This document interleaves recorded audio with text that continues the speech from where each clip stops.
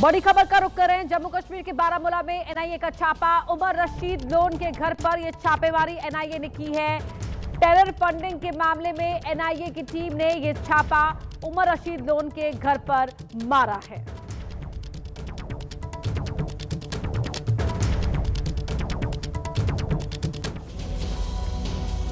बिहार का कटिहार बाढ़ से त्राहिमाम कर रहा है। दर्जनों गांव नदी में समा चुके हैं, हजारों लोग बेघर हो चुके हैं। लेकिन इस बीच बाढ़ प्रभावित इलाके का दौरा करने गए कटिहार के सांसद तारिक अनवर का एक वीडियो वायरल हो रहा है, जिसमें वो बाढ़ पीड़ित के कंधे की सवारी करते नजर आ रहे हैं।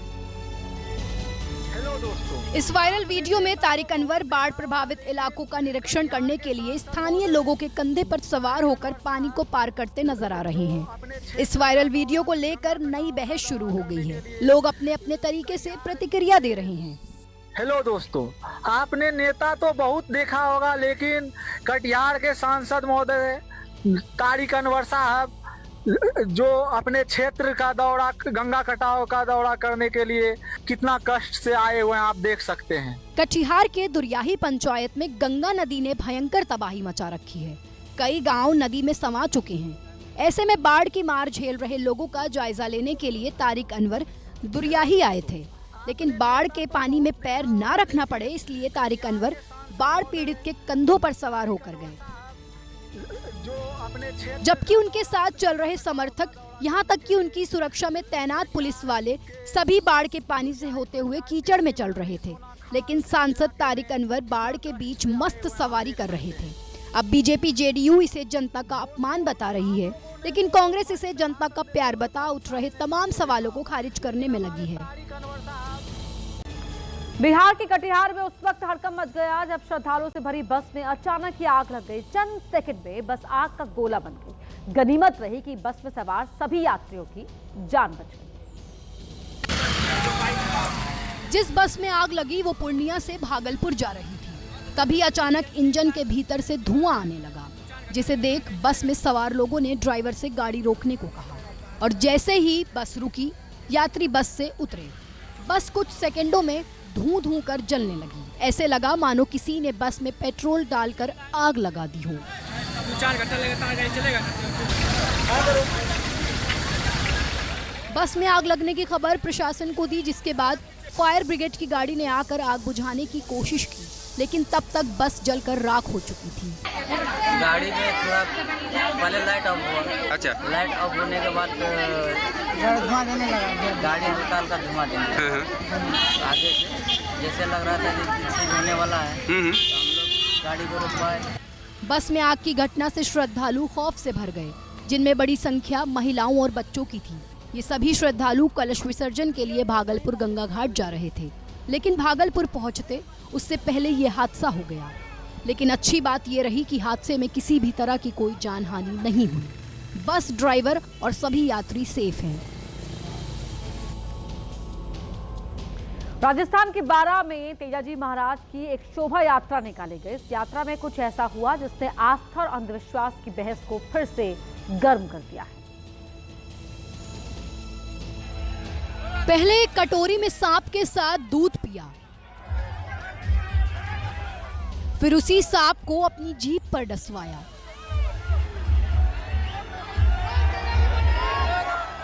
लेकिन सांप के डसने के बाद भी घोड़े पर बैठे इस बाबा को कुछ नहीं हुआ, क्योंकि जैसे ही सांप जीभ पर डंक मारता है, लोग बाबा के नाम के जयकारे लगाने लगते हैं।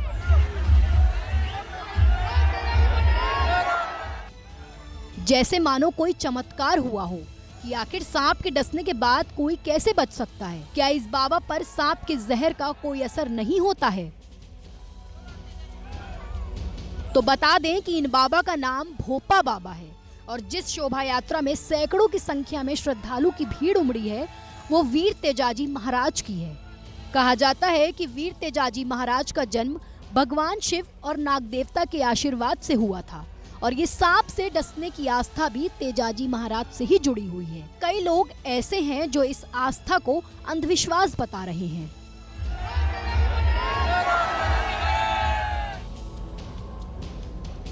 मुंबई के दहिसर में एक हाई राइज बिल्डिंग में आग लगने से हड़कंप मच गया। हादसे में एक महिला की मौत हो गई, वहीं कई घायल हैं, जिनमें से कुछ लोगों की हालत तो गंभीर बनी हुई है। ये आग इतनी भयानक थी कि ग्राउंड फ्लोर से लेकर चौथी मंजिल तक फैली हुई थी और देखते ही देखते पूरी 23 मंजिला इमारत धुएं से भर गया। तुरंत इसकी खबर फायर ब्रिगेड को दी, जिसके बाद दमकल की 7 गाड़ियां आग बुझाने पहुंची, लेकिन आग बुझाने के साथ लोगों को सुरक्षित बाहर निकालने की भी चुनौती थी। फायर ब्रिगेड ने क्रेन की मदद से खिड़की पर सीढ़ी लगाकर लोगों को बाहर निकाला, लेकिन आग बुझाने और लोगों को बचाने में फायर ब्रिगेड को कड़ी मशक्कत का सामना करना पड़ा। अंदाजा इस बात से लगाया जा सकता है कि आग दोपहर 3 बजे लगी, जिसे बुझाते बुझाते शाम हो गई।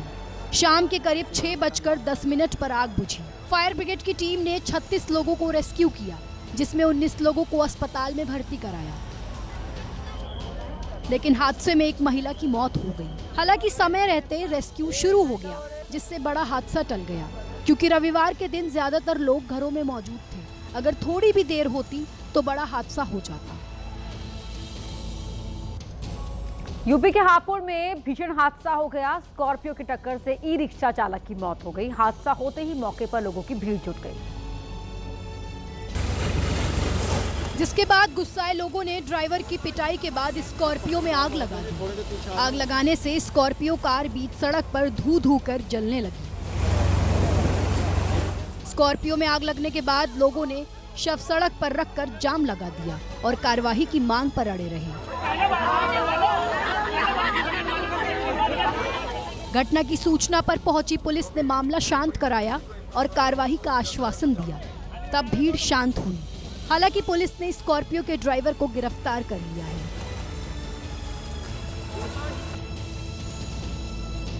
राजस्थान के भीलवाड़ा में एक बुलेरो पानी के तेज बहाव में बह गई। कार में 3 लोग सवार थे, जिनकी गांव वालों ने जान बचा ली। हादसा उस वक्त हुआ जब बोलेरो वाले ने पानी के तेज बहाव में निकलने की कोशिश की, लेकिन वो गहरे पानी में डूब गई। 3 आदमी बह गए। यहाँ पे बोलेरो आ गई, ये डूब रही है। यहाँ पे देखो, ये पूरा खेत है। इधर 3 आदमी थे, बच गए। यहाँ से निकले, इधर से आके इसलिए बच गए, बाकी कोई चांस नहीं था। जब गांव वालों ने बोलेरो को पानी में डूबा हुआ देखा तो उसे ट्रैक्टर की मदद से बाहर निकाला। प्रशासन लगातार लोगों से अपील कर रहा है कि पानी के तेज बहाव से नहीं निकलें, लेकिन उसके बावजूद भी लोग लापरवाही बरत रहे हैं। लुधियाना में बहुमंजिला इमारत ताश के पत्तों की तरह ढह गई। दावों के मुताबिक बिल्डिंग 15 साल पहले नियम कानूनों को ताक पर रखकर बनाई गई थी। न उस समय नगर निगम ने एक्शन लिया और न ही अब लिया। गई ओए करंट भी कोई जाए, करंट है। पहले बिल्डिंग का एक छोटा सा हिस्सा नीचे आया और फिर ताश के पत्तों की तरह इमारत भरभरा कर गिरने लगी। बहुमंजिला इमारत गिरते देख लोगों में भगदड़ मच गई।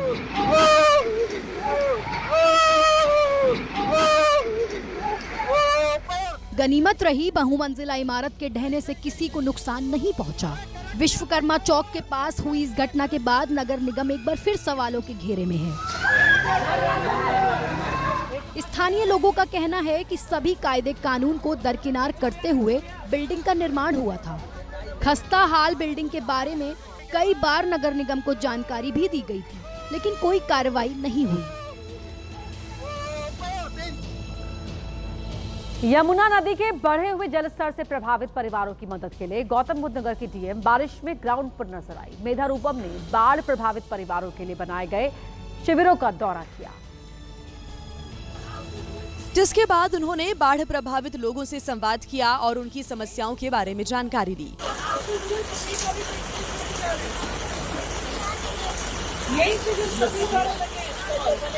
बाढ़ की मार झेल रहे लोगों से मुलाकात के बाद डीएम मेधा रूपम बच्चों से भी मिली, उन्हें किताबें भी बांटी और बच्चों से सवाल किए। उत्तर प्रदेश की कैपिटल क्या है? Very good. मैम एक्चुअली अभी सिखाया है ना, तो थोड़ा बहुत भूल जा रहे हो। पहाड़ी कौन सुनाएगा?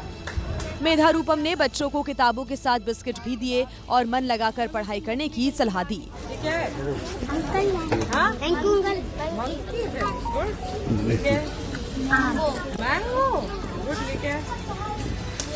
Very good. चलो आप लोग के लिए किताब है, पढ़ाई करनी है। दोनों मैडम अच्छे से पढ़ा रही है ना? डीएम मेधा रूपम ने बच्चों से कविताएं भी सुनी और राहत शिविरों में बीमार लोगों से मुलाकात कर डॉक्टरों को उचित इलाज के निर्देश दिए।